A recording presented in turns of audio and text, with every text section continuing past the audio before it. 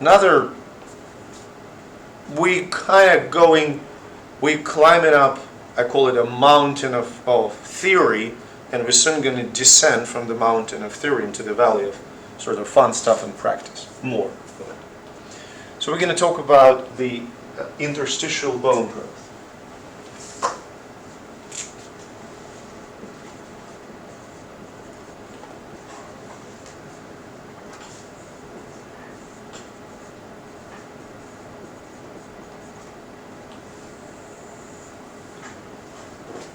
This interstitial bone growth is responsible for growth.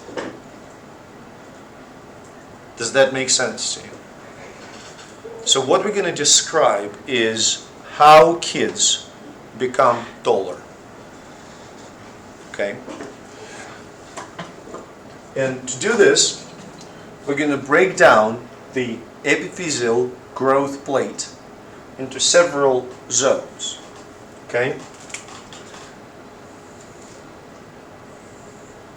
The top one is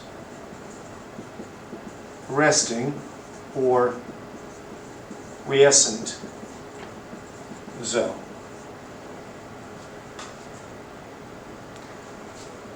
Really nothing much happens. We can say that chondrocytes, and remember, this is cartilage here. Chondrocytes produce matrix, which they always do. Okay? And then here you have proliferation zone.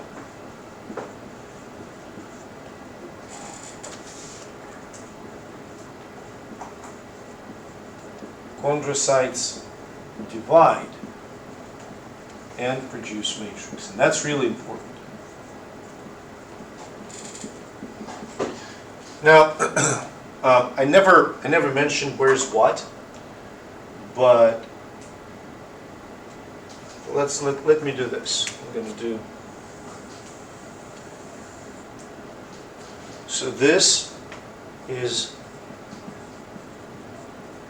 epiphyseal growth plate,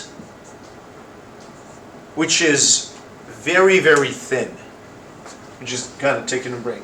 Now, how is it oriented within the bone? So this is going to be end of a bone, and this is going to be center of the bone.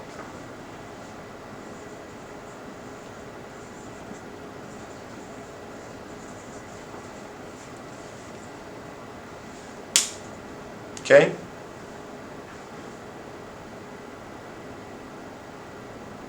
Good?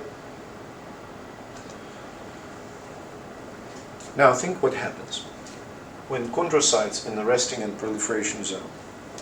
Well, here they just make matrix, here they divide and make more matrix.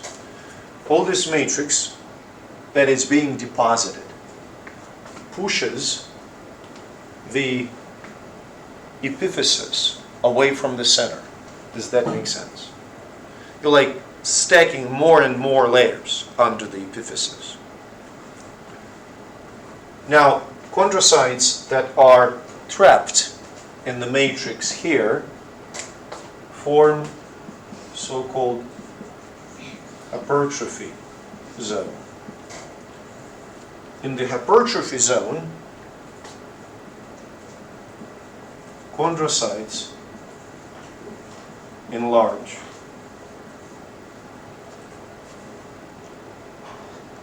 Now, remember when we were talking about cartilage, I mentioned that chondrocytes are within the lacunae. So they become bigger, and so do lacunae. So eventually, pretty dense cartilage starts to remind you the sponge. That was exactly the word that I wanted to use, the sponge. And in calcification zone,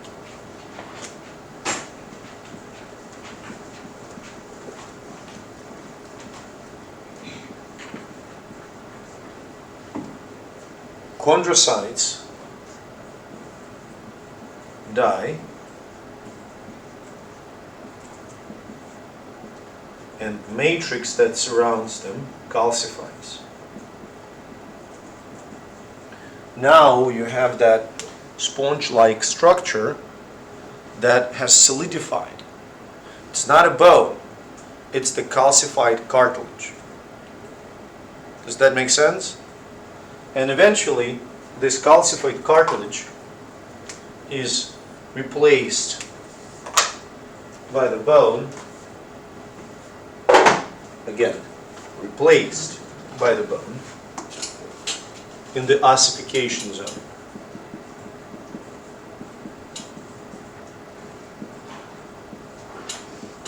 So in the ossification zone,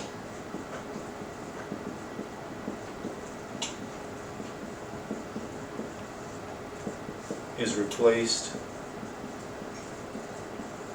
by a bone.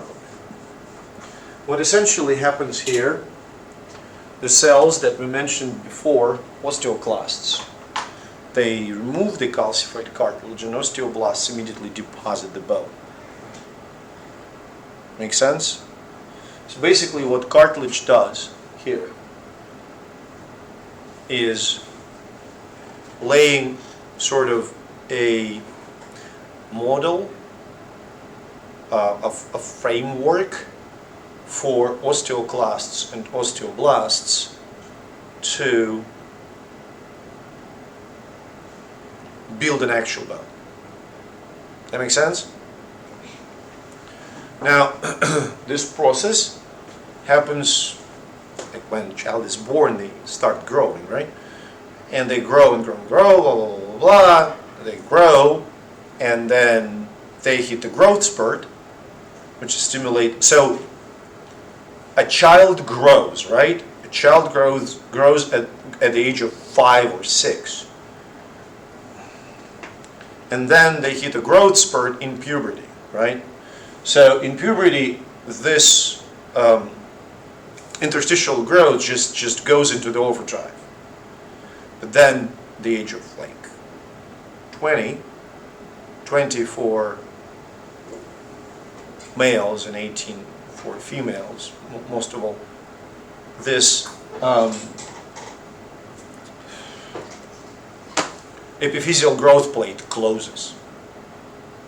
That makes sense? It closes. Basically what happens, this stuff doesn't happen anymore. There's no proliferation, there's no production of the matrix, and ossification just catches up.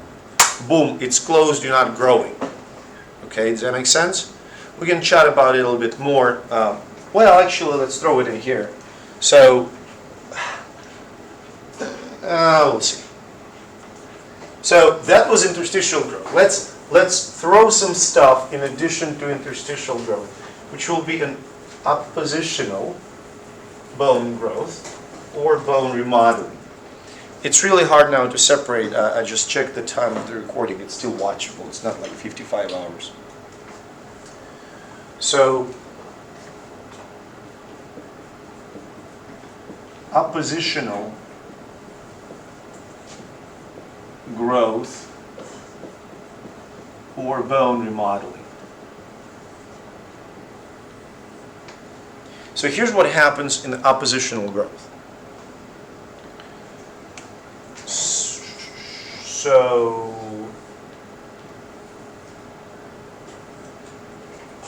this is the fragment of the bone, right? Okay, makes sense? So what will happen? New bone will be added on the outside. Okay? And old bone will be kind of removed from the inside. So what you get is the bone that is a little bit wider.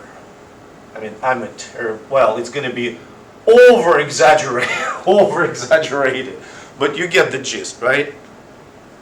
Okay. So what I showed you here is the oppositional growth. But oppositional growth per se is not Like it's not something interesting. What I want you to focus on is the remodeling. So what is remodeling? We can say there are two processes here. First, normal remodeling of the bone, osteoclasts remove old bone, and osteoblasts deposit new bone. Are you following me? So this two types of cells form what's called remodeling unit. Okay?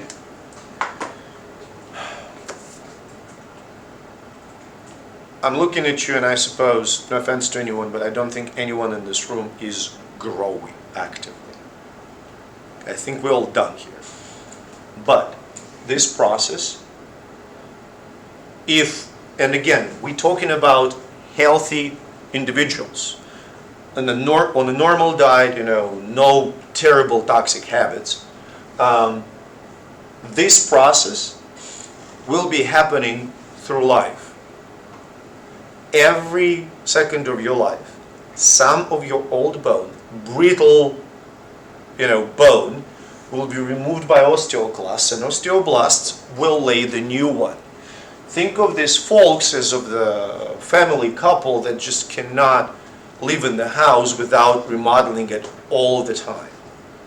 Your skeleton is fully replaced every 10 years. I mean, not like out of a sudden you wake up in the morning with a totally new skeleton. It's a step-by-step process, right? That makes sense? But after 10 years, you have no bone tissue that you had 10 years before. Everything is replaced. Okay, we good? Okay.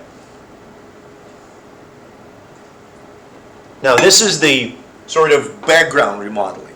Another type of remodeling is the remodeling in response to the mechanical stress.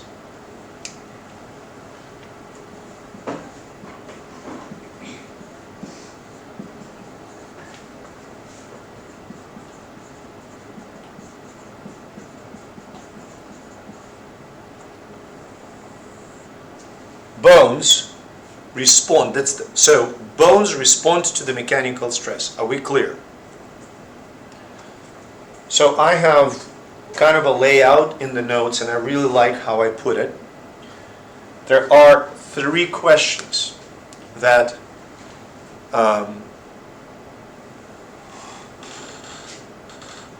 we can ask.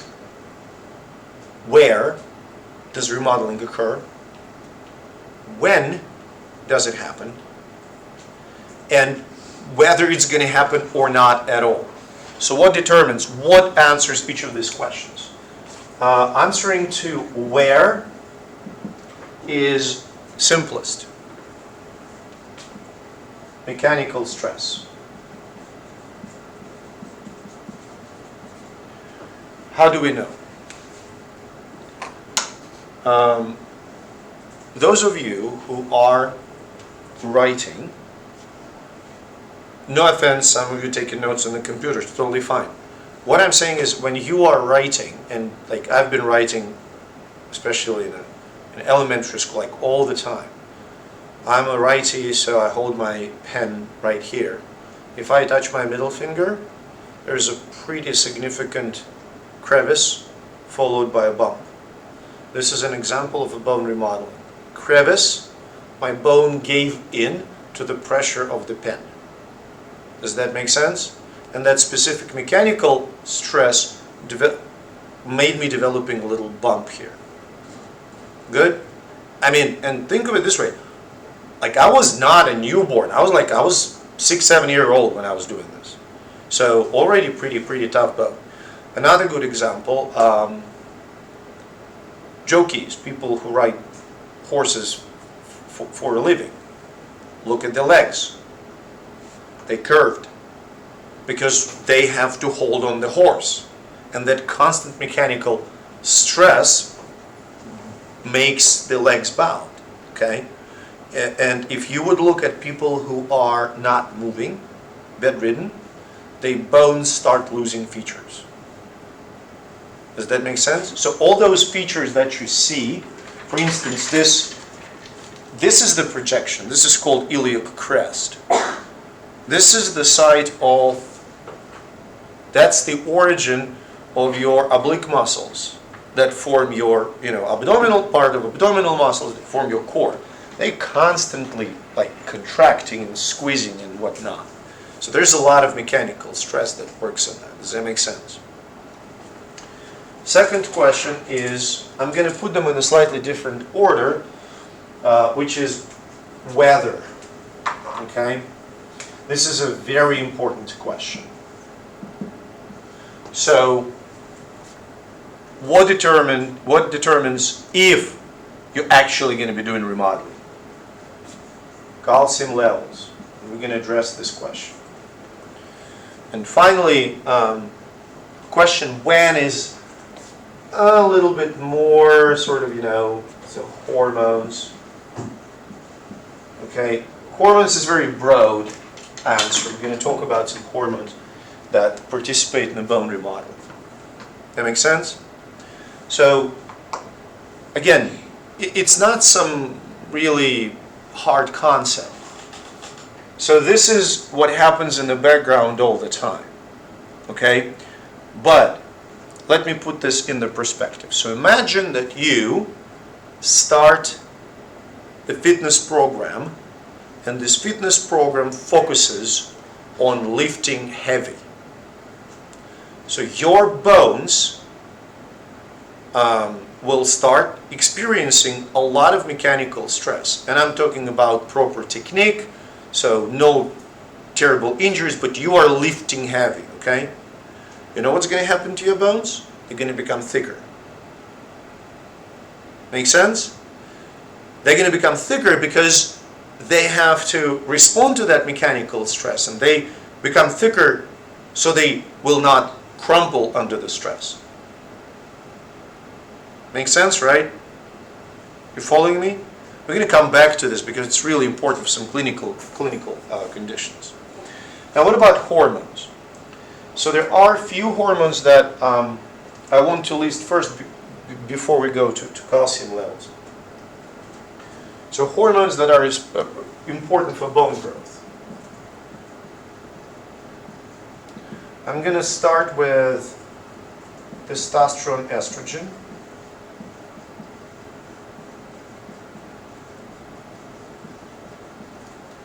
Okay, I'm going to call it, age-dependent growth or puberty growth spurt, okay? Puberty growth spurt.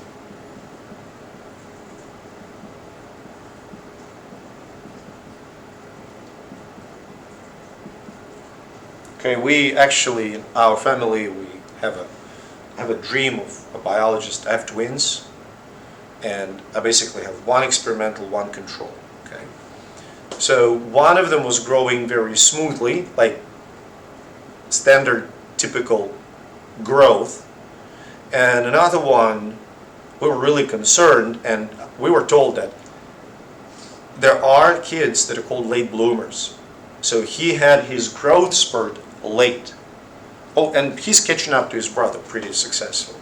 Okay, but the main issue with testosterone, estrogen fueled growth, first of all, girls start growing earlier. Why? Because estrogen peaks first. In women, estrogen levels start to go up earlier than in men. So in girls versus boys.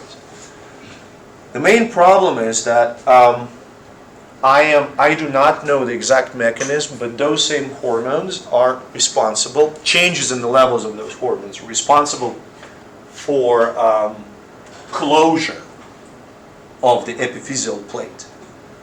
So if a child does not have the proper growth spurt, then eventually at the age of 18 for females and 20 for males, changes in estrogen testosterone levels may still result in the growth. So this thing never had a chance. Sometimes it is the issue, sometimes it's not. But sometimes it is the issue, and in this case, hormone therapy allows kids to kind of catch up. So puberty growth hormone.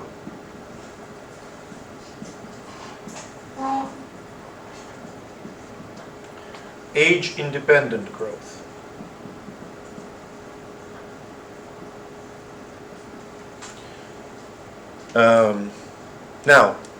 So when kids grow in the very early age, growth hormone levels are actually pretty high. This is why they grow.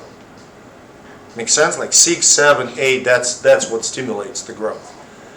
What about us? In us, growth hormone levels are lower. They still can be elevated by different stimuli such as exercise or protein diet, but they will not result in the longitudinal, in the interstitial growth. They will stimulate the remodeling. That make sense? And I'm going to throw in thyroid hormone. Thyroid hormone is essential for the protein synthesis and just essential for bone growth.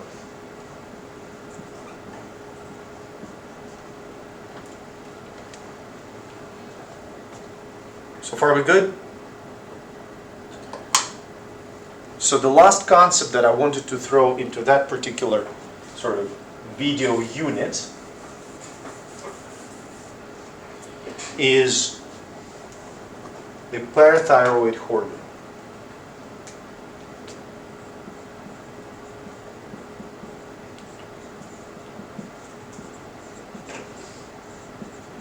Or PTH. So this is the hormone that is absolutely critical for regulating the bone growth, because essentially it controls the calcium levels in the blood. And this is how it happens. We're going to talk about it more in endocrine system and AP2. But this is what happens. Imagine that your calcium levels in the blood drop for one or another reason. This is sensed by special cells, chief cells in the parathyroid gland, and that results in the increased production of parathyroid hormone. Okay, we're good? Parathyroid hormone has several ways to bring calcium up. We're going to focus on one, and it will be this: increased osteoclast activity. Now remember what osteoclasts do, right? They remove calcium from the bones. That makes sense? So your bones become more brittle, they become more prone to injury. So they do increase calcium levels in the blood, but sort of the side effect is brittle bones or reduced bone density.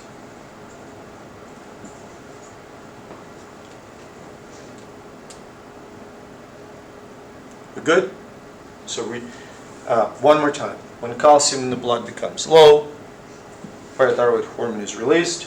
It activates osteoclasts, which reduce bone density as the consequence. But calcium levels in the blood become normal. Why do we care so much about calcium? So we're gonna talk about calcium, and then we're gonna move on to some other stories about the bone. There are two conditions associated with calcium levels. So you can have hypocalcemia and hypercalcemia. And you can compare them sort of, head to toe, but this is what, basically, in hypocalcemia, you see overzealous excitation of your nerves and muscles. So what you're going to observe here are seizures, what's the word, muscle cramps,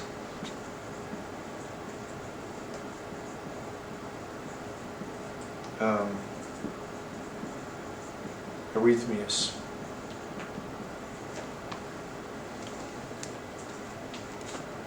Does that make sense? I mean, obviously, how can hypocalcemia develop? Mostly dietary. Severely. Like some batshit insane diet, okay? But these are main sort of outcomes. The outcomes of hypercalcemia, which is really, really hard to achieve, quite frankly. Usually hypercalcemia is a result of some tumor of parathyroid gland. You're going to have muscle weakness, apathy, and one of the main sort of consequences, kidney stones, because your kidneys will try to excrete an enormous amount of calcium, and calcium is poorly soluble in water, so you're going to have a lot of kidney stones. Now, hypocalcemia is much more frequent, and therefore parathyroid hormone is produced regularly, to maintain proper calcium levels. Does that make sense? Any questions on that part? The bone remodeling. One of the good examples for the lack of the bone remodeling, astronauts, you know that they have to exercise. And it's not like, oh, guys, there's a treadmill, go for it if you want. They must exercise 2 hours a day, because otherwise, without mechanical stress, the bones stop remodeling and start losing density. Mechanical stress is required for the proper bone existence of sorts.